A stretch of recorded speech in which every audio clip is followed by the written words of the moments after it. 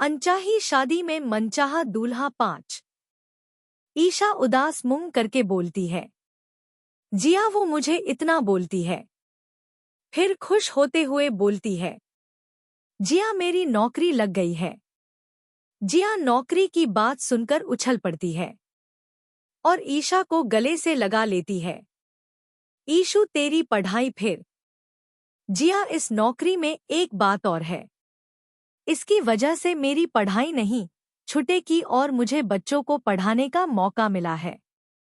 जिया विद्या को बांटने का मौका मिला है मुझे। जिया और ईशा दोनों एनजीओ से बाहर आती है। जिया अपनी घड़ी में देखकर हो जिया एनजीओ के गेट पर खड़ी हो जाती है। ईशा पीछे मुड़कर देखती है। क्या हुआ? तुम यहाँ क्यों खड़ी हो गई है? ईशु आज का कॉलेज खत्म हो चुकी अब, और मुझे भूख भी बहुत लगी। तो हम कॉलेज की वजह कुछ खाने चले क्या? हाँ क्यों नहीं, भूख तो मुझे भी बहुत लगी जीव। जिया अपनी गाड़ी पार्किंग से निकालती है। फिर अचानक कुछ सोचकर ईशु मेरा एक काम करेगी क्या? हाँ बोलना।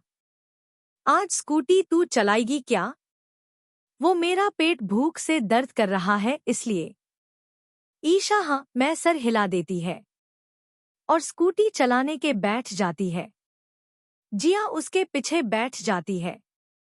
ईशु तुझे पता है ना कहाँ लेकर जाना हमारा favourite dish panipuri money Ram वाली। हाँ जिया मुझे पता है, मैं वहीं लेकर जाऊंगी, चिंता मत कर। फिर मेरी तरफ से तुझे आइसक्रीम पार्टी भी उसी ठेले के सामने वाली दुकान पर। सच में ईशु? ईशा हाँ मैं सर हिला देती है। जिया अभी अवी की बात नहीं करना चाहती। वो ईशा को खुश देखना चाहती थी, वो इसलिए वो अब राहुल से बात करने की सोच रही थी। उसे बार बार यही सीन याद आ रहा था। जिया कॉलेज के क्लास में थी। उस दिन ईशा नहीं आई थी तो जिया भी क्लास बंक करके गार्डन में आकर बैठ गई थी। तभी उसे हिमा को डरते हुए और इधर उधर देखते हुए भागते देखा। जिया को कुछ गड़बड़ लगी, इसलिए वो भी उसके पीछे पीछे गई तो वो देखकर इतने में ईशा की आवाज आती है। जिया आ गया है हमारा ठेला। जिया ईशा की बात से वर्तमान में आती है। दोनों जाकर पानीपुरी खाने चली आती है। पानीपुरी भैया भी उन दोनों को जानने लगे थे, क्योंकि दोनों जब मूड हो आ जाते थे खाने। भैया मेरे लिए एकदम तिखा पानीपुरी बनाना, जिया बोलती है, और ईशा के लिए इतना ही बोलती है। पास में देखकर अरे ईशा कहाँ गई, कहीं दिख नहीं रही है। ईशा जिया आसपास देखती है। इतने में उसे ईशा एक चप्पलों की दुकान पर खड़ी दिखाई देती है। ईशा जिया बोलती हुई जाती है।